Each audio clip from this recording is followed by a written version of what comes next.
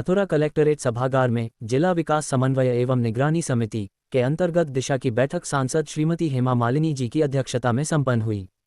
बैठक में अन्य जनप्रतिनिधिगण एवं अधिकारियों की उपस्थिति में विभागवार संचालित केंद्र और प्रदेश सरकार की जन कल्याणकारी योजनाओं और जिले में प्रायोजित विकास कार्यों की प्रगति की समीक्षा और चर्चा की गई।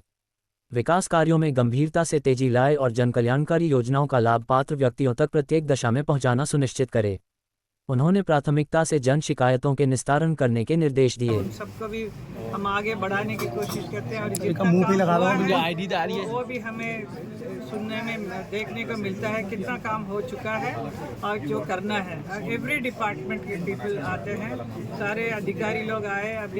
अभी लास्ट मीटिंग जो था वो पूरा इलेक्ट्रिसिटी का, क्योंकि हमारे वृंदावन में काफ़ी समस्याएं रहती है क्योंकि वहाँ की जनता हमें हमेशा कहते रहते हैं ये प्रॉब्लम है। तो आबादी भी बढ़ती हो रही जा रही है, तो इसकी वजह से हमें उसके हिसाब से हर चीज़ को आगे और ज़्यादा करना पड़ता है।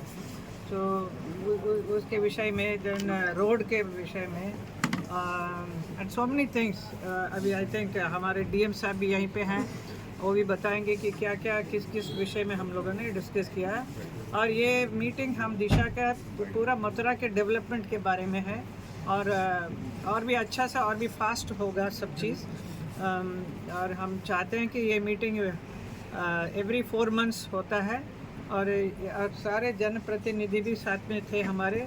सब लोगों ने भी अपना अपना विषय भी रखा है, तो सब लोगों का बात सुनकर हमारे अधिकारी लोग भी उस सबको माना है और वो भी करने के लिए राजी है। हम लोगों ने उनको पहले तो हमने उनको बहुत ही उत्साहित किया, बधाई दी जो इतना काम अच्छा हुआ है और जो और अच्छा काम हो सकता है उसके विषय में हम लोगों ने बताया। मैम, सबसे पहले वो जल भराव की समस्या को लेकर काफ़ी बड़ी समस्या है, शहर में चारों तरफ पानी भर। हाँ जी, उसके विषय में काफ़ी बातें हुई है, उसकी कैसे कैसे समस्याएं करेंगे वो सब उन्होंने कहा है। ये सब करने वाले हैं आगे के लिए। इतने मैंने यही कहा कि ये सिर्फ बारिश के मौसम में ये तकलीफ होता है, ऐसा ना हो कि परमानेंट इसको कर दें कि कभी भी बारिश हुआ कुछ भी हो तो ये हो। लेकिन हमारा सिटी जो है बहुत ही वेरी ओल्ड एंशिएंट सिटी है, जिसकी वजह से इसको बहुत ज़बरदस्त ज़ोरों से उसको डेवलप करना मुश्किल है, क्योंकि हमें इसकी वो जो प्राचीन काल का जो स्वरूप है उसको रखते हुए हमें डेवलप करना पड़ेगा।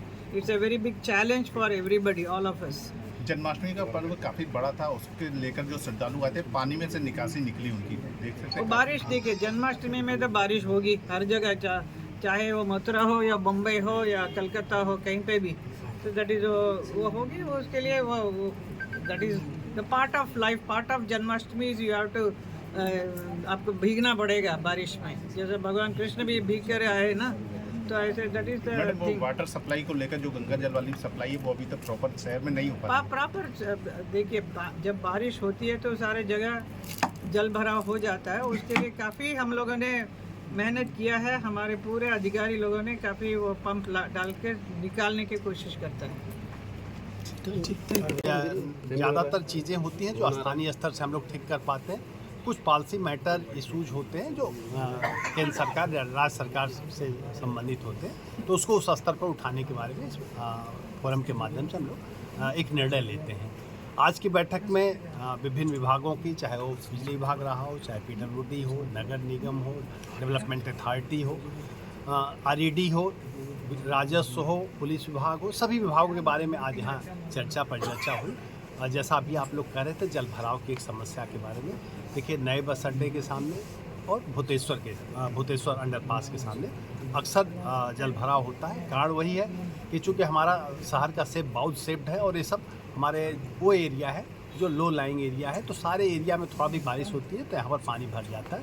इसके लिए नगर निगम ने ऑलरेडी एक प्रोजेक्ट बनाई है जो स्वीकृति की प्रक्रिया में है और वो प्रोजेक्ट स्वीकृत होते ही फिलहाल राहत लोगों को मिलेगी।